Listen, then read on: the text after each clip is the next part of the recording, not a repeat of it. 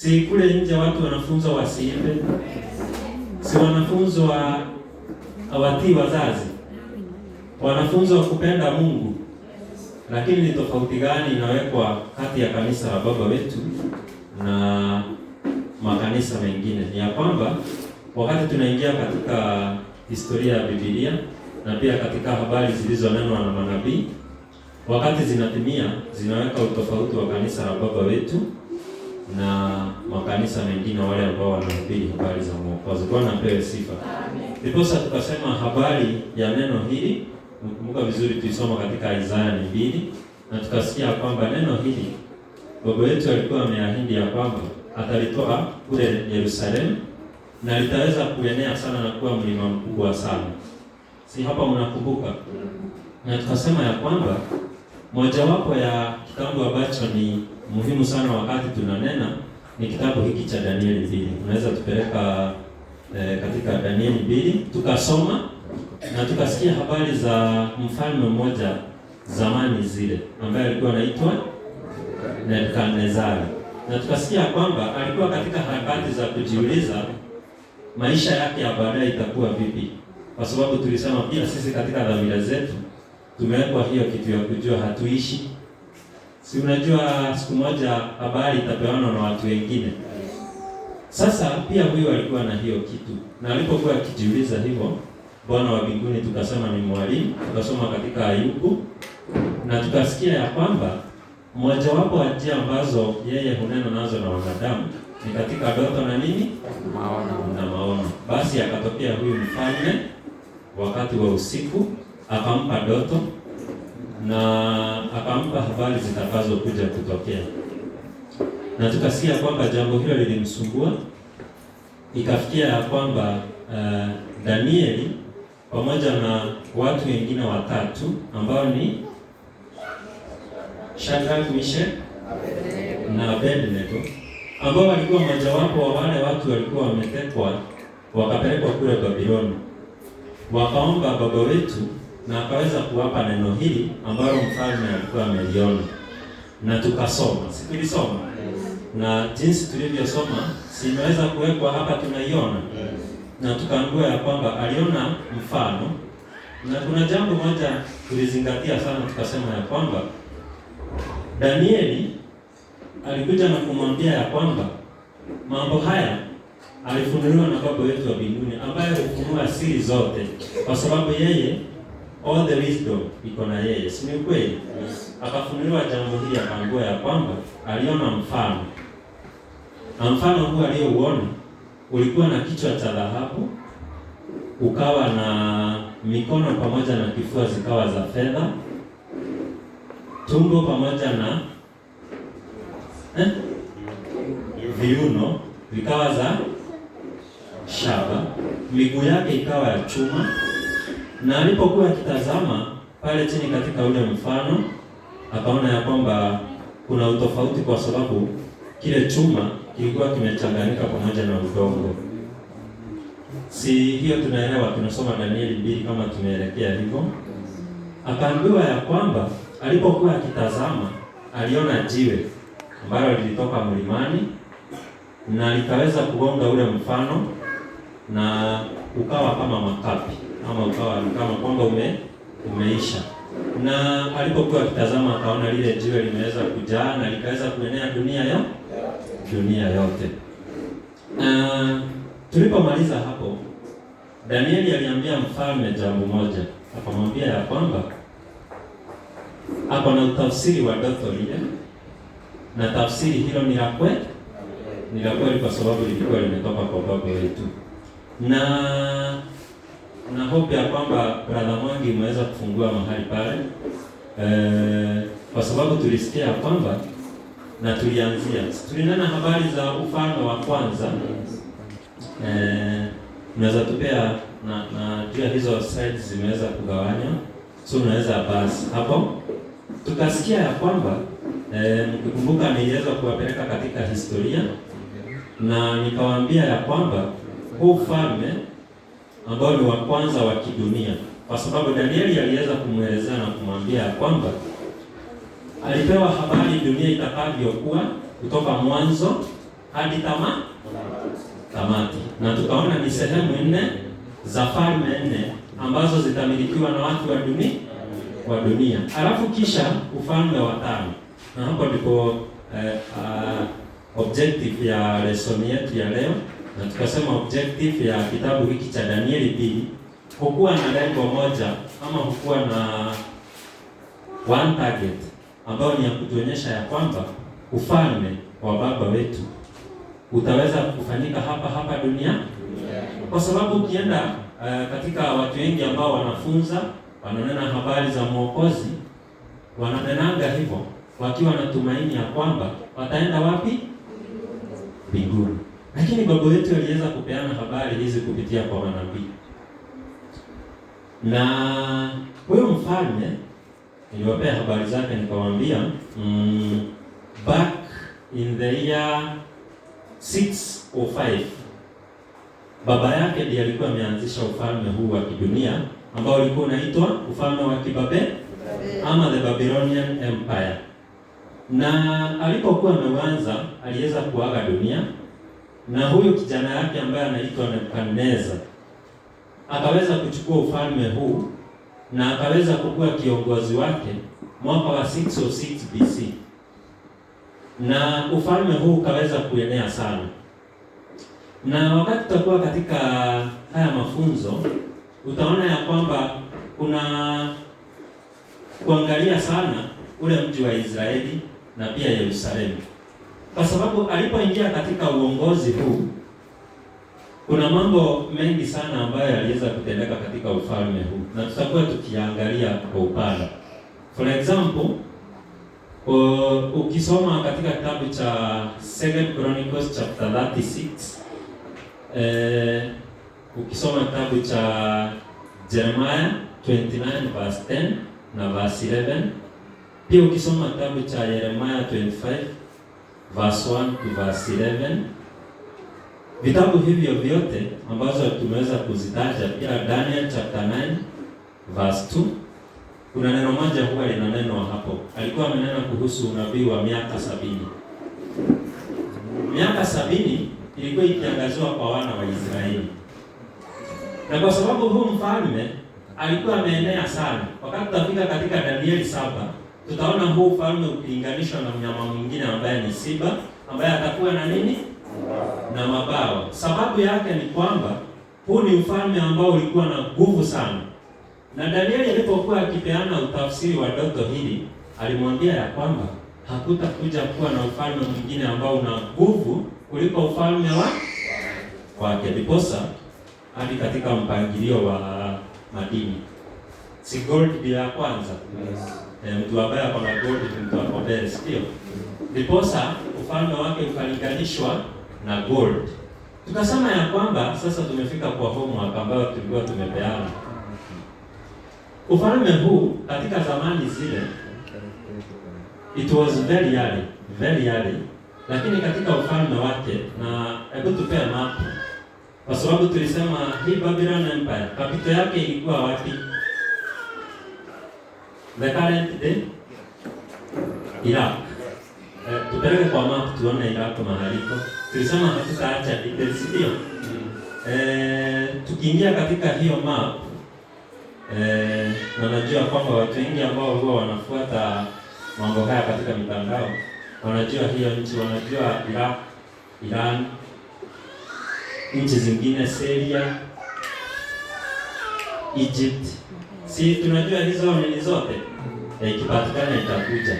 Tukasema ya kwamba zamani hizo huyo mfalme alikuwa na mke. Sijui kama nakumbuka jina lake vizuri. Na huyo mke wake wakati aligojeka, mfalme Nebukadnezar akaonelea vizuri aweze kuanzisha jambo hili ambalo linaitwa teknolojia hii ya hanging gardens. Kwa sababu huyo bibi yake alikuwa anatamani huo ukuu, aliweza kumjengea jambo hilo. Na ukienda katika mitandao utaona though there is no solid evidence, lakini inaaminika ya kwamba the hanging gardens ilikuwa ni mashamba ambayo yalikuwa yanapata maji kutoka kwa huu mto ulikuwa unaitwaje? Kuna mtu ameitaja Euphrates. Simuwahi sikia huo mto, na simuwahi sikia mahali kulikuwa kunaitwa Mesopotamia. Sasa huo mto aliweza kuutumia na akajenga haya mashamba ambayo ni hanging. Hanging ni kusema ilikuwa imejengwa ikiwa na terrains. Ilikuwa imeenda imepanda. Alafu alikuwa amefanya irrigation ambayo ilikuwa inaenda katika, na ni shamba kubwa sana. Ilikuwa ni kubwa sana, lakini alikuwa anaweza kuipea irrigation ikiwa yote. So ilikuwa an evergreen. Lakini leo hiyo sehemu inakuanga aje? Wenye wameangalia. Ni more of arid area. Ni kama desert. Ni mahali ambapo kumekauka sana. So, Noada ilikuwa awada. Kwa sababu jambo ambalo lilikuwa limetendeka mahali hapo lilikuwa ni kuu sana. Sasa huyu mfalme, sijui umeendelea aje. Huyu mfalme katika ufalme wake ni yeye aliweza kuvamia Israeli mara ya kwanza. Si unakumbuka kuna hekalu ilikuwa imejengwa na Suleimani. Na imeweza kuelezewa vizuri sana katika First Kings na pia katika kitabu cha Chronicles. Unaweza kuta mambo haya yamenakiliwa vizuri sana vile Suleimani. Ukikumbuka ni Daudi alikuwa ametamani sana kujengea baba wetu hekalu. Lakini baba wetu akamwambia, hautanijengea, itajengwa na mwanao. Ndiposa tupe hii tu ya the Babylon Empire. Akamwambia itaweza kujengwa na Suleimani. Ilipojengwa kule Israeli, sasa huyu mfalme ambaye ni Nebukadnezari, si mnakumbuka niliwaambia hizi falme zilikuwa zinamilikiwa aje? Kupitia kwa yule ambaye anapigana, ana shida, anakuwa ndiye anaongoza. Na zilikuwa another thing, universal empires. Hiyo ni kusema hakuna mtu mwingine ambaye ameweza kupigana kuliko. Sasa nyakati zake Nebukadnezari, yeye ndiye alikuwa amepigana na kushinda. Akawa amemiliki huu ufalme na akauongoza. Sasa hapo ndipo unasoma katika kitabu cha Jeremiah chapter 25. Hebu tusome hapo mstari wa kwanza uelekea hapo kidogo. Utasikia habari zilizokuwa zimenenwa. Baba wetu alikuwa na mpangilio mzuri sana kuhusu mambo yake. Sasa aliita huyu mfalme, na hata ukisoma vizuri huwa anamuita mtumishi wake. Anaitanga Nebukadnezari ya kwamba huyo ni mtumishi wake. Wale wa Israeli walikuwa wamepewa amri na baba wetu. Na katika zamani hizi za hawa manabii, mmoja wake akiwa Yeremia, walikuwa wameambiwa ya kwamba walikuwa wameambiwa wajichunge sana na hali ya uabudu wa sanamu. Kwa sababu katika hizi falme zote, tutakapoingia katika Danieli 7, utakuta vile uabudu wa sanamu ulikuwa umeenea sana katika dunia. Katika huo ufalme alikuwa anawaambia wajichunge sana. Watakapoenda mahali popote wasiabudu sana. Na pili, waangalie sana kuhusu habari za sabato za baba we. Hawakufanya hivyo. Sasa tusomee hapo Yeremia 25 ndiposa tuweze kuendelea. Mstari wa kwanza inasema, neno hili ndilo lililomjia Yeremia katika habari za watu wote wa Yuda.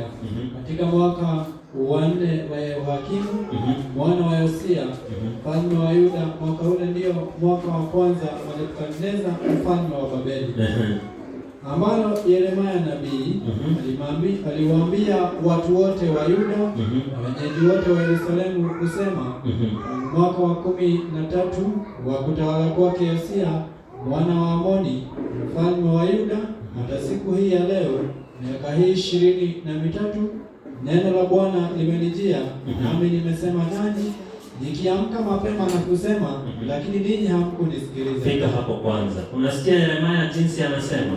Anasema ya kwamba katika hiyo miaka yote habari za baba wetu zimekuwa zikimjia, naye anapelekea wana wa Israeli, lakini wao wamefanya nini?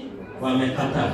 Walipokataa, mstari wa 11 kuna jambo aliweza kuambia. Mstari wa 11, na nchi hii yote pia itakuwa ukiwa na kitu cha kushangaza. Nayo mataifa haya wataitumikia mfalme wa Babeli miaka 70. Mfalme wa Babeli alikuwa nani? Nebukadnezari. Wameambiwa watamtumikia muda unatoshana aje?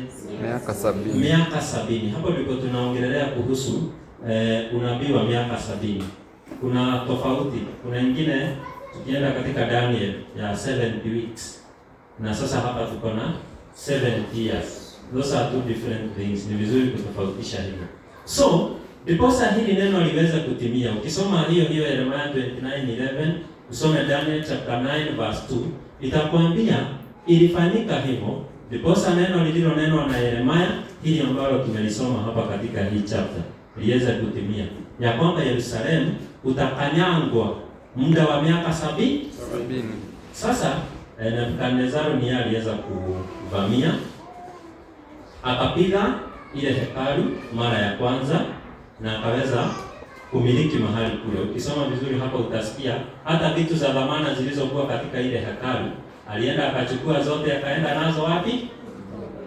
Babeli. Bwana apewe sifa. Tuko pamoja mpaka hapo? We can say a lot and a lot. But allow me tuende katika ufalme wa pili.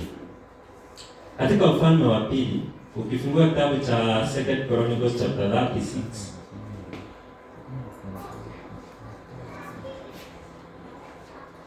nafikiria ni hapo, angalia mstari uko na hapo mwisho.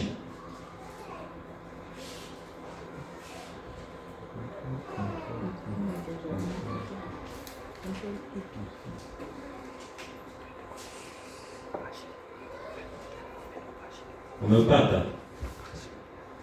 Mstari wa mwisho. Koreshi mfalme wa Uajemi asema hivi. Kwa mstari wa ngapi? Wa 23. 21.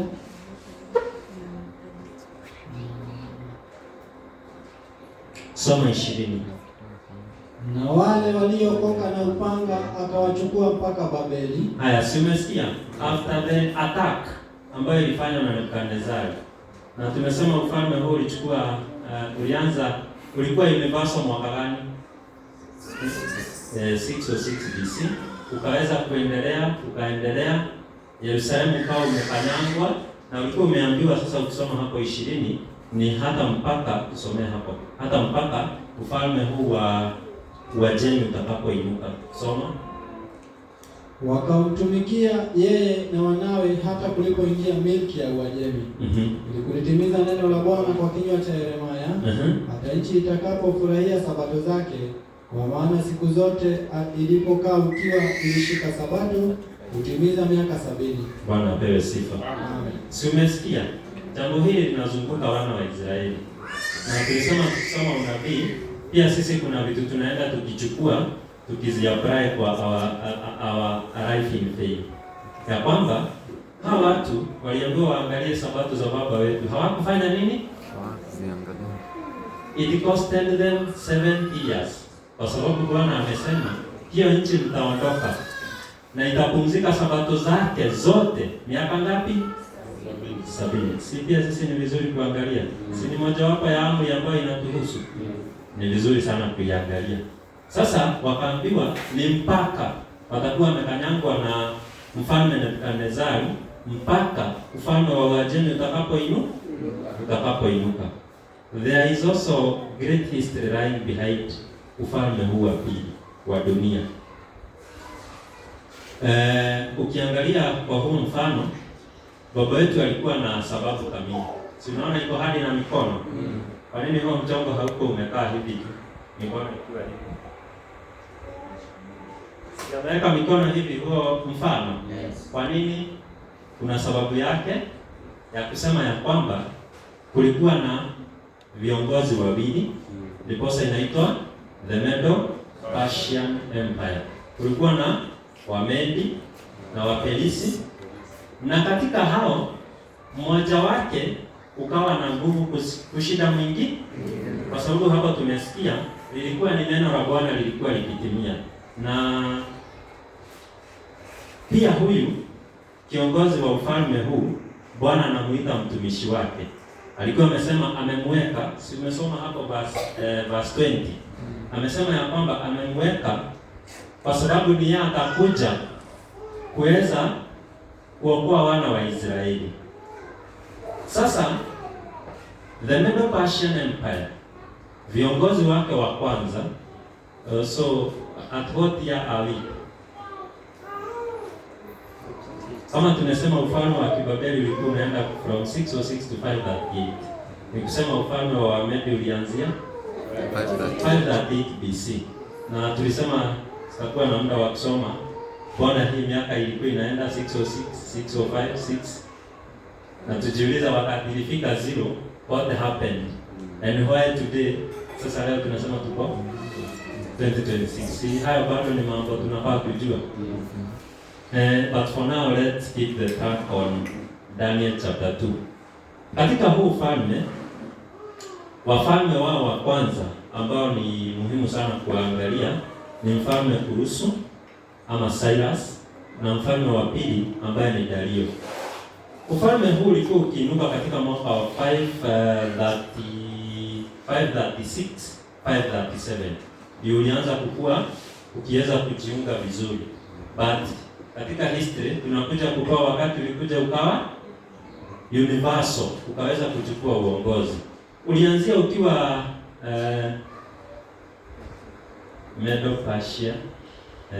Katika picha yetu naona imeweka mkono wa left ukiwa juu ya right. But ukiangalia vizuri katika chart zetu za zamani, mkono wa right ndio uko juu, unakuanga juu ya mkono wa left. Sababu this we can only use it kutumia there before. Ufalme huu wa pili ukianza, Waperisi ama the Persians, how do you, the current day map iliweza kufunguka. The Medo-Persians ni the current day Iran. Si mnasikianga Iran? Let's pray that itaweza kukubali kufunguka. Iran iko ni neighbor ya Iraq. Na thank you. Tuzumie hapo.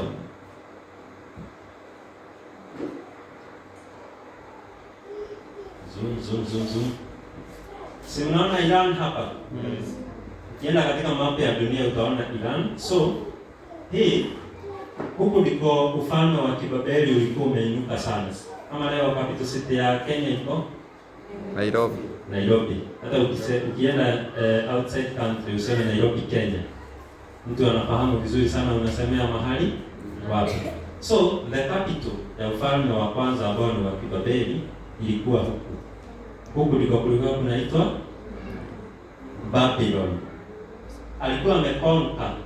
So I'm trying to trace Israel.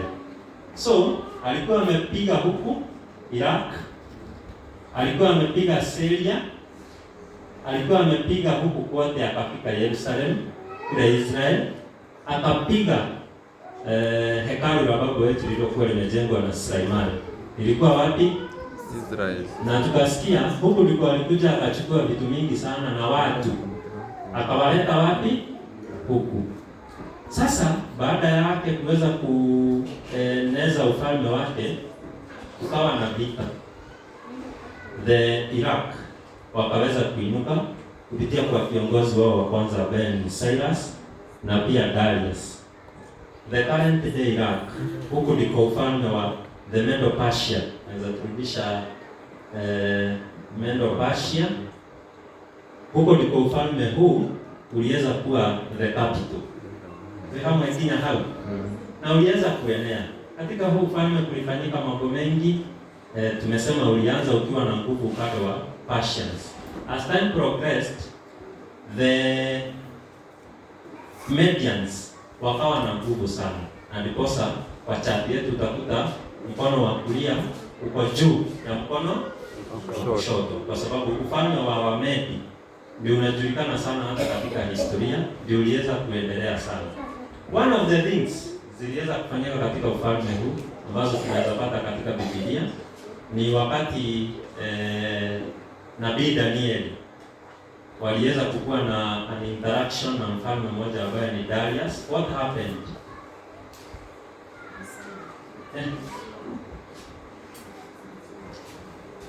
Ukisoma Danieli nigirekana idatu, utakuta walikuwa na sanamu kubwa sana ambayo walikuwa wafaa kuabudu. Na sasa kuna watu ambao wanafanyianga mfalme kazi. Si unajua mfalme hafanyi kazi.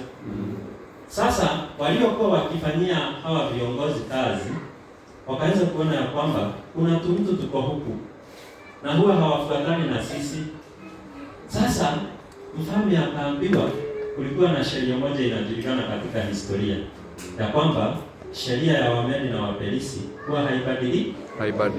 Wakati sheria imeweza kutiwa sahihi hivi, haiko ikibadilishwa.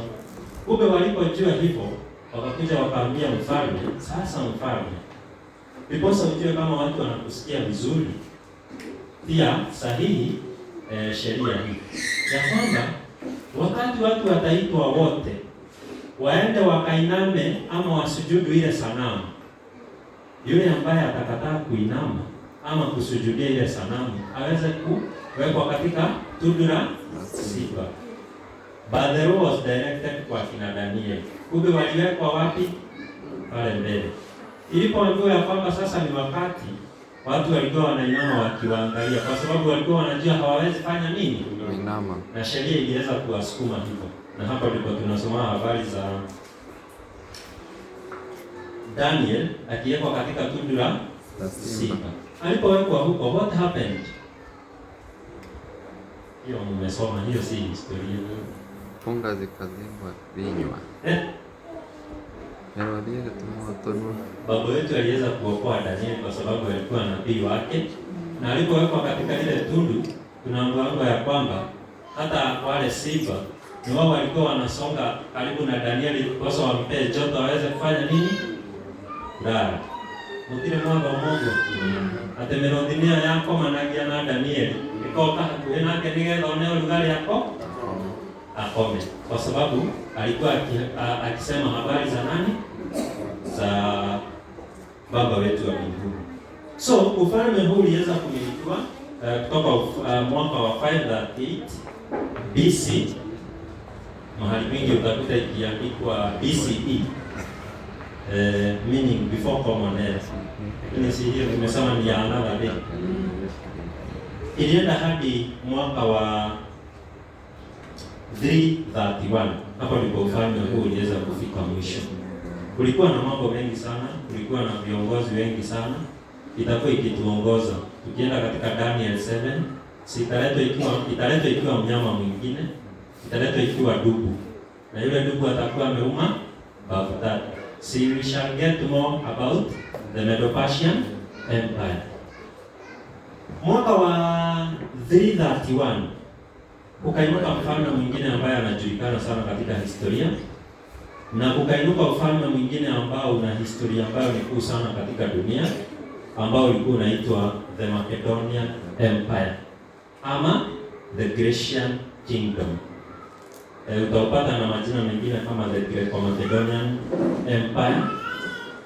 Na mfalme huyo ana historia kubwa sana. Alikuwa akiitwa Yesi, hata msome imeandikwa hapa hamsomi, wanashangaa namna gani?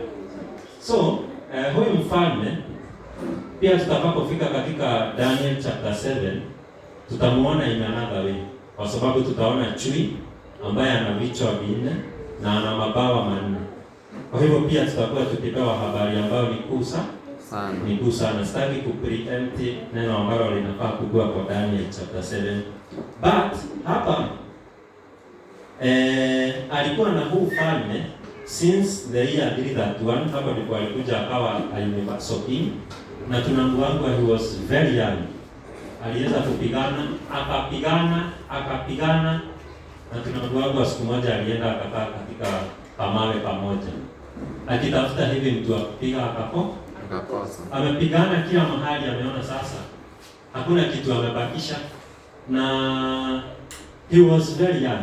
I don't remember very well, ni 30 years, 32 years, alikuwa 32 years na aliweza kuconquer the world. Na ukisoma habari za the Grecian kingdom, we are part of the recipients ambao wameweza kupokea Kigiriki sana.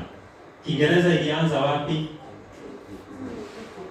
Ikitafsiriwa kwa Kiingereza iko na more of Greek, kwa sababu huyu mfalme katika zamani zile, kuna hata siku moja aliweza kuita watu ambao ni werevu wa mambo ya baba wetu, na alikuwa akitaka kujua maandiko ni nini inaneneanga, wakati inanena kuhusu kuinuka kwa ufalme huu, na wakati imenenwa katika Danieli 8.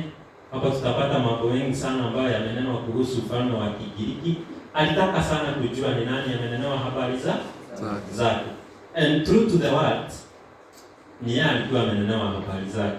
Kuna mambo mengi sana. Kigiriki imeweza kuenea sana. Most of the cultures ziko so influenced na Greek. Languages ziko so influenced na Greek. Uandishi umeweza kuenezwa sana na the Greeks. So ni watu ambao waliweza kuwa wameenea sana. But all in all, tutakuja kusikia the fall, kwa sababu tunasikia rais yake ilikuwa 331. Hakukaa sana, aliweza kuaga, na alipoaga tutasikia. That's why utapata katika Daniel chapter 7 huyu mnyama ako na vichwa kwa hivyo tutakuta watu wengine viongozi wangapi? Wanne. Tutawanenea kuwahusu, na hii historia itatuleta hadi mahali tuko. For now, naenda ndiposa niweze kufika mahali ambapo natarajia kufika siku ya leo. So the Macedonian Empire, hata ingawa ilikuwa na nguvu, haikuweza kudumu. So by the year, ukisoma hapa imeandikwa 160 BC. Naweza tupeleka next, tuko almost sasa kumaliza. Inayo imeandikwa aje? Pagan Rome.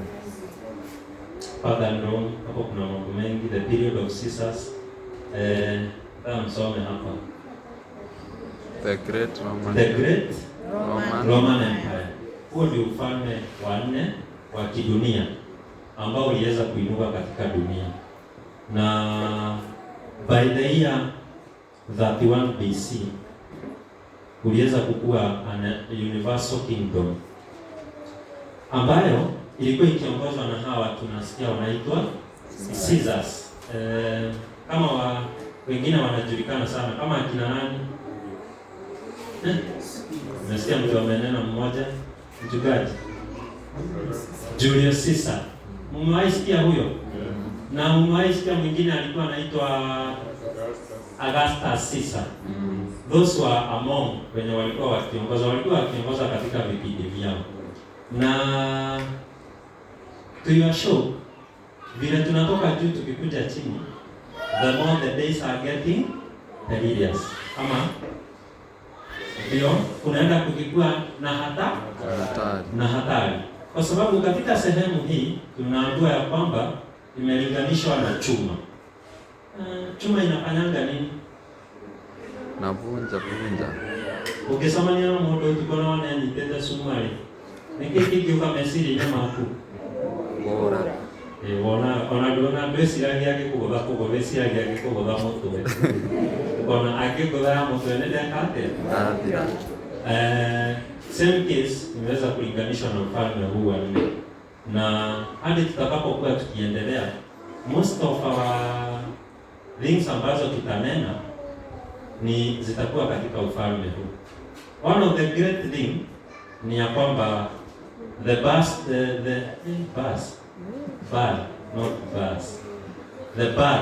of our Savior ilitendeka katika ufalme gani? Ukisoma katika kitabu cha Mathayo chapter 2 utasikia wakati wa kiongozi mmoja alikuwa anaitwa King Herod. Huyo ndiye alikuwa nyakati za Mwokozi wetu kuzaliwa. Na jambo la kuzingatia tena ni ya kwamba in the same empire ndio Mwokozi wetu ataweza kurudi. Hau ile hatikire hawe sirio mono. Na that's why tuko katika darasa, kwa sababu neno katika Ephesians chapter 4 verse 5 huwa linasema, soma hapo leo kana yuko na ndani zikiria yako yote ile tigo. Ephesians chapter 4 verse 5. Bwana mmoja, imani moja, ubatizo mmoja. Endelea. Elohim mmoja, naye ni Baba wa wote, aliye juu ya yote na katika yote na ndani ya yote. Lakini kila mmoja wetu alipewa neema kwa kadri. Nataka uangalie mahali nasema kukuwa na tumaini moja la wito wetu. Tumaini moja ni 4.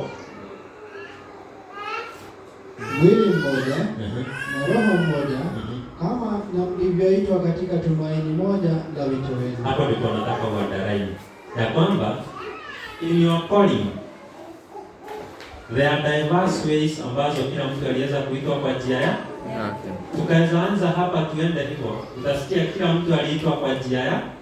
Hakuna mtu aliitwa kama yule mwingine, but we were called to one hope. Jambo ambalo tunalitazamia ni moja. So in this kuna mambo mengi sana. Sasa kama leo ni 24. Katika kalenda yetu si mnajua kuna mwezi inaitwa Julai. Sasa utaanza kukuja kuona the connection. Si kuna mwezi unaitwa August. So tutaona mambo mengi ambayo yalisimama hapa. Imeandikwa nini? Pagan Rome. Is pagan a good thing? No. Paganism. No.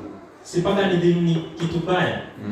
Sasa kuna mambo ambayo ni machafu na mabaya ambayo yameweza kuitanishwa na ufalme huu wa kidunia. La kufikiri ni gani? Ni ya kwamba after this kingdom ni nini kinafuata?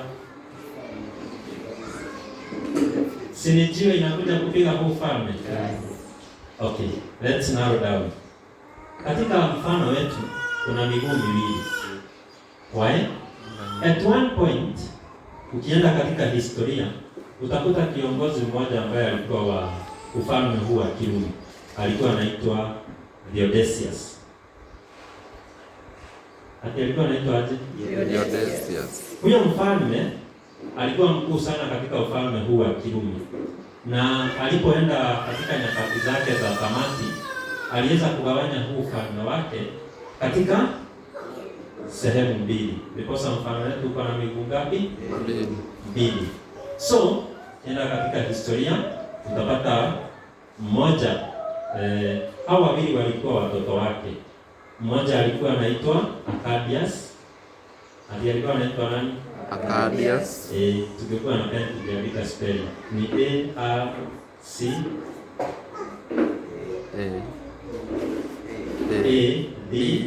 A-R-C-A-D-I-U-S kwa mwenye anaandika.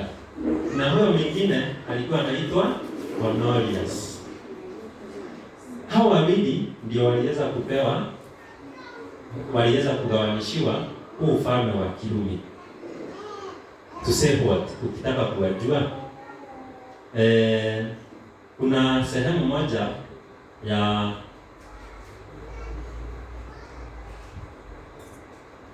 the Holy Roman Catholic. Si hiyo tunaijua sana. Hiyo ndio inajulikana sana. Na upande huo mwingine yenye iliweza kuinuka ilikuwa inaitwa the Greek.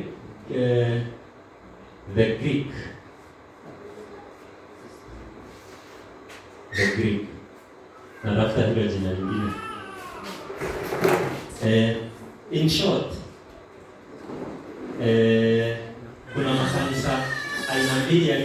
ilitokea wapi? Hapa. Na ilipotokea hii ambayo ilienda Greece, ukienda Russia, kama Russia leo inajulikana sana kwa nini? Na China.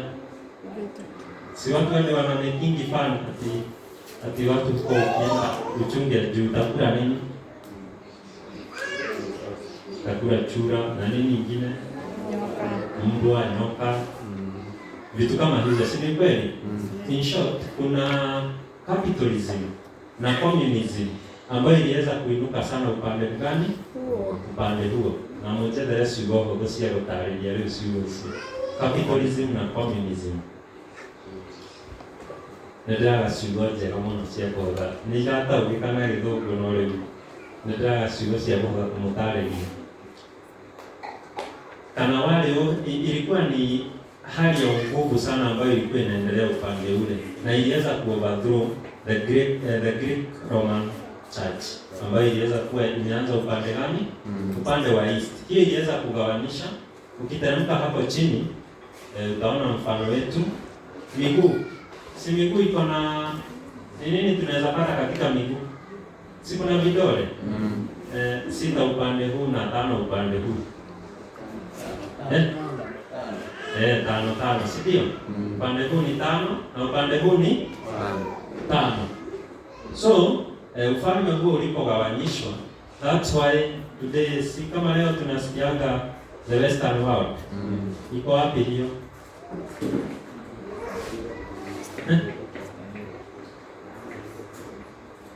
Ndio kama nitawachia homework. Ukiwaambia zote hamtaenda kusoma, si ndio? Mwende muangalie western world iko wapi? Na mwende unajua Middle East na East. Mwende muangalie East imeanza wapi? Kuna hiyo Middle na the Far East. Mwende muangalie hii imetoka wapi imeenda hadi na mode mukeni. Tukana yoge hete yoge tukora na kwa homo kumukaga. Togire tena na tikio yoge tiatia.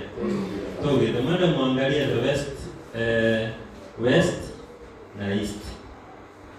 Hizo mwende muangalie. Tukikuja tutaweza kuzinenea habari zake.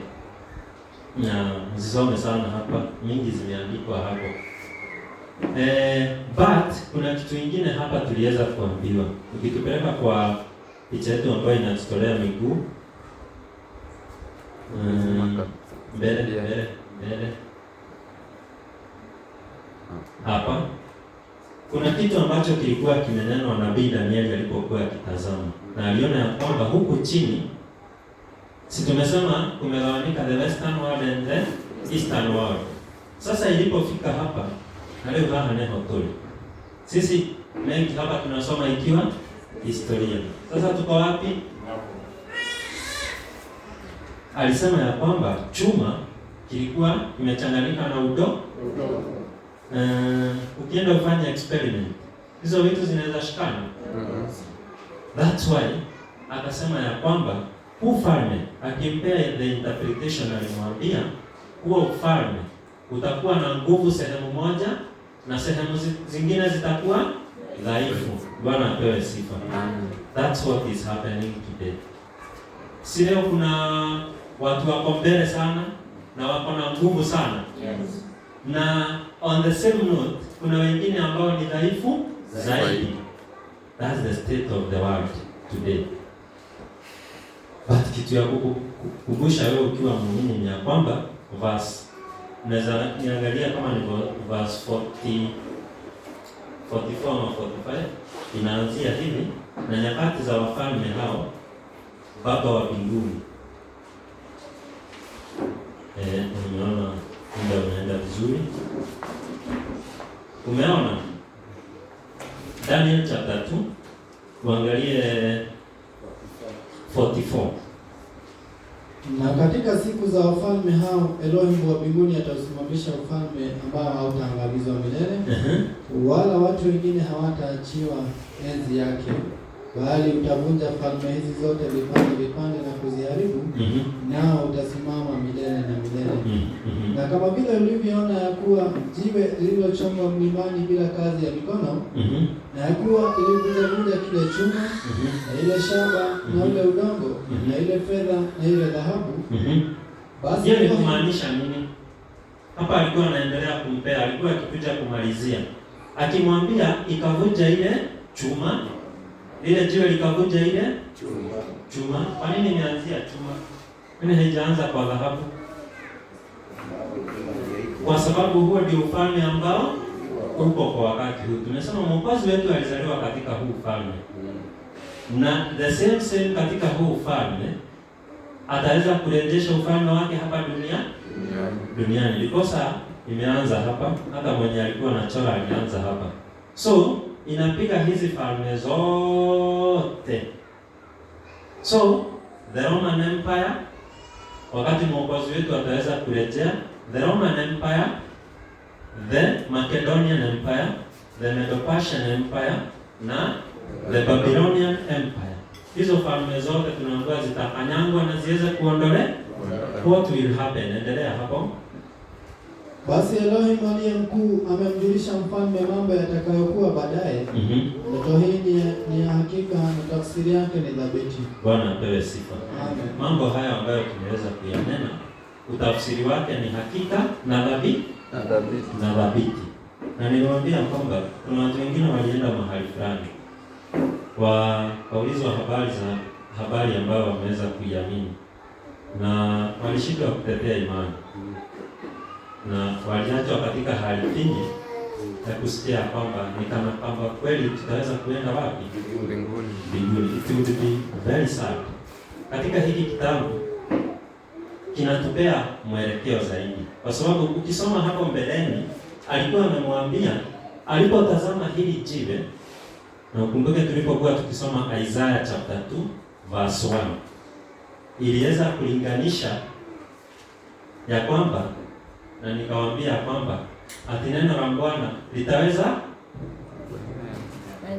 ngoma lile.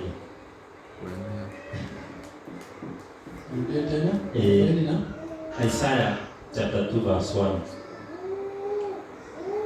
Isaiah 2 mstari wa kwanza inasema, hili ni neno alilonena Isaya mwana wa Amozi katika habari za Yuda na Yerusalemu.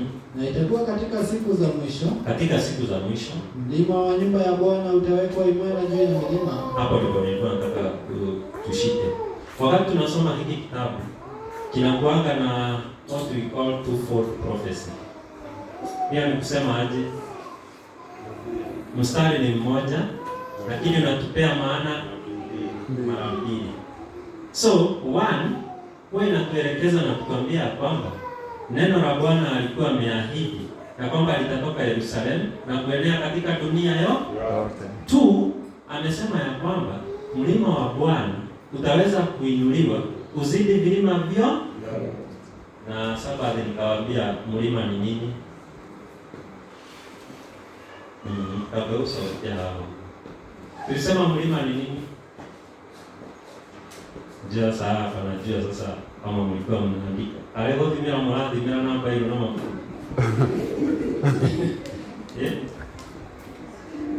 Si tulisema ukiona katika Biblia inanena kuhusu mountain of God. Inasema kuhusu the government of God. Si tulisema hivyo? Usisahau tena. Wakati anasema ya kwamba mlima wa Bwana utaweza kuinuliwa kuzidi vilima zingine, ni kusema ya kwamba ufalme wake ama uongozi wake utaletwa hapa duniani na utaweza kuondoa uongozi mwingine wowote ambao utakuwa hapa duniani. So with that book na with Daniel chapter 2 ni enough kutuonyesha ya kwamba ufalme wa baba wetu utarejea wapi? Kwa sababu kama ingekuwa ni kwenda mbinguni, angesema jiwe lilikuja likagonga, badala ya kusimama likabounce, likaenda wapi? Juu mbinguni. Kuna vitabu ambazo ni controversy ambavyo huwa vinasomwa. Mojawapo ni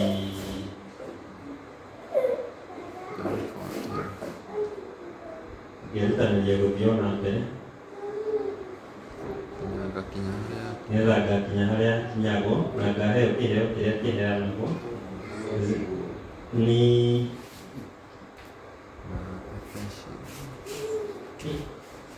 ni Ephesians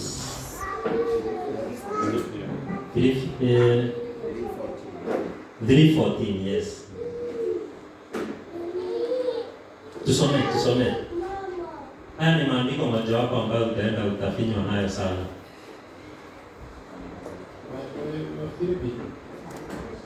Waefeso 3:14. Kwa hiyo nampigia Baba magoti. Ni hapo. Philippians, sorry.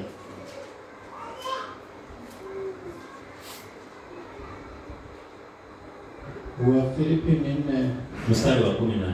Mstari wa 14.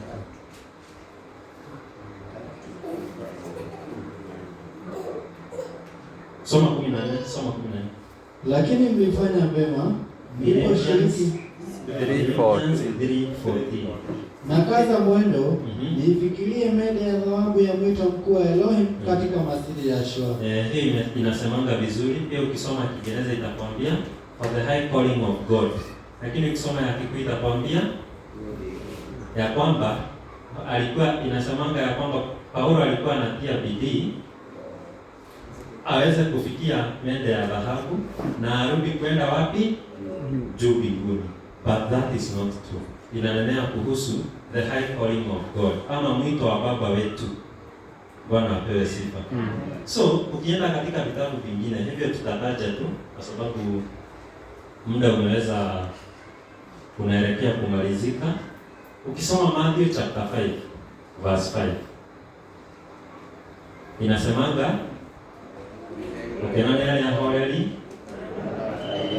niwokorone makaga yale. Ukisoma kitabu cha Psalms chapter 39 usome verse 11, itakwambia ya kwamba wale watakatifu na wapole watarithi nchi na hawataondolewa milele.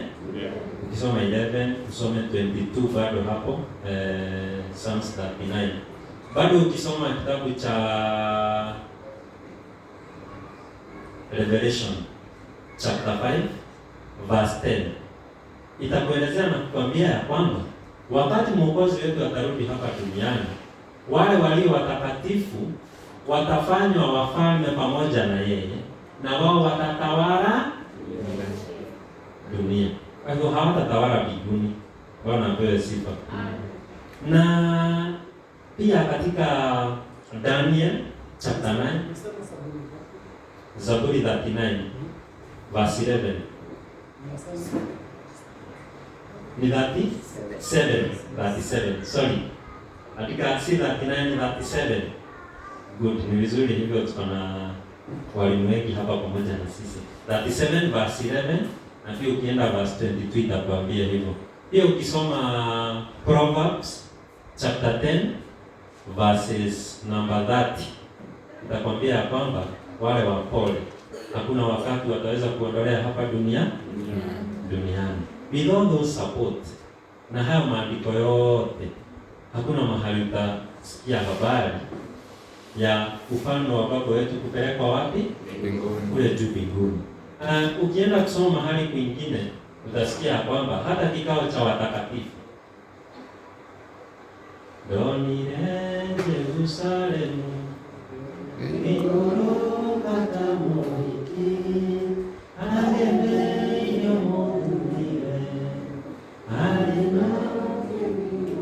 nashtukaga sana wanaipanga hiyo, alafu mkikaa chini kuongea wanakwambia safari ni ya wapi? Ya mbinguni. Lakini anaimba na kusema ya kwamba Yohana alitazama na akaona kikao cha watakatifu kikitoka wapi? Kikikuja wapi? Duniani. Ukisoma Isaiah 35 verse 10 na ukisoma Isaiah 30 verse 10 pia itakuelezea hivyo kwa sababu itakuelekeza katika ule mji wa Yerusalemu, kwa sababu kuna kwa mwadhani ya thamaka eko kode. Kwa hivyo kuna mambo mengi sana, na hata kurudi kwa Mwokozi katika sehemu nyingine kuna simesikia, sijui kama mwahi patana na hawa tukufunza kuhusu rapture. Rapture inasema Bwana atakuja ile kanisa ya kwamba anakuja anachukua baba Brenda, anachukua mama zake, anachukua mama Stacy, kama hatujui na wanaenda wapi? Mbinguni. Lakini maandiko inatuambia ya kwamba kurudi kwa Bwana wetu itakuwa wazi, haitakuwa imefichwa kwa mtu yeyote na mambo hayo yote. So tukiwa tumefika hapo, si tushapata kitu ambacho tulihitaji kukipata katika Daniel chapter 2. Others, you can go and research more and know better, kwa sababu Waingereza wanasema information is power. Ukijua mambo hayo yote utaweza kuelewa. So tumesema homework ni gani? Western and Eastern. The West world and Eastern world. Alafu unaweza soma Daniel chapter 7. Utapata mambo ambayo tutakuja kuinenea wakati huo mwingine. Unaweza tufanyia preview.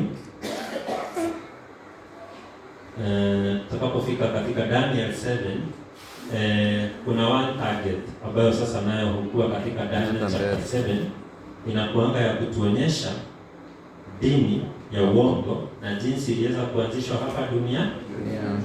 Utapata wanyama wa aina hii. Ukisoma Daniel chapter 7, utapata mnyama simba, mnyama dubu, mnyama chui na mnyama mwingine ambaye hakupewa jina. Na baada ya huyu mnyama tunaambiwa katika kichwa chake kulikuwa na pembe 10, na katika hizo pembe 10, 3 zikatolewa, tukapata pembe nyingine ambayo ilikuwa tofauti. Ikawa na macho na kinywa ambacho kilikuwa kinanena maneno makuu. Sasa hapa napo tutakuja kuona, kwa sababu ni habari ambayo ni ya dunia itakavyokuwa, lakini sasa hapa tutashift, itakuja kushift, itashift itoke kitu inaitwa pagan Rome. Sasa hivi tunaongelea kuhusu uongozi wa kidunia. Sasa itatupeleka mahali, itatufikisha mwisho, itashift ingie the papal Rome. Tutatoka the pagan Rome. Katika huo ufalme tuone jinsi uliweza kubadilishwa, nenda tuonea terere ona ithe maundu mangĩ marĩa tũkoragwo namo kana tuonaga rĩngĩ tũmakorire na twĩciragia nĩ maũndũ tulipata mambo na tunafikiria kwamba ni mambo ambayo pengine ni ya imani, lakini tutakuja kuona kuna kitu moja tutasoma hapa zaidi ambayo inaitwa Christianization. Jinsi mambo ilikuja, mambo ya kipagani ilikuja kuwekwa katika Ukristo ama the Christianization. Mara ni hayoos. Wale ile dogo dogo. Because tukikuja itakuwa rahisi kwetu. Tukitoka hapo tuweze kuendelea. Mara ni dakika na adime na mwikewe. Amen. Na amutu kadema ubeni masio mwana. Amen.